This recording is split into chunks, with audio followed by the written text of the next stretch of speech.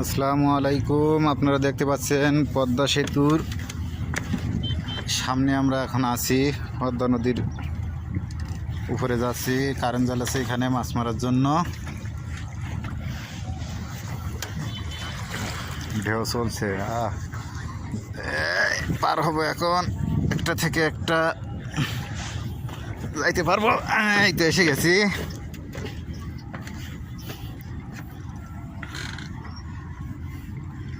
সুন্দর পদ্মা নদী। আমরা এখন নৌকায় উঠলাম।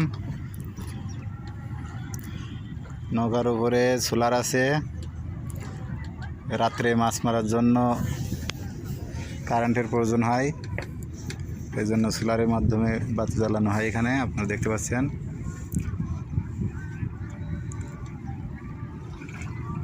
এখানে অনেক মানুষ আসছে ঘোরার জন্য, দেখার জন্য।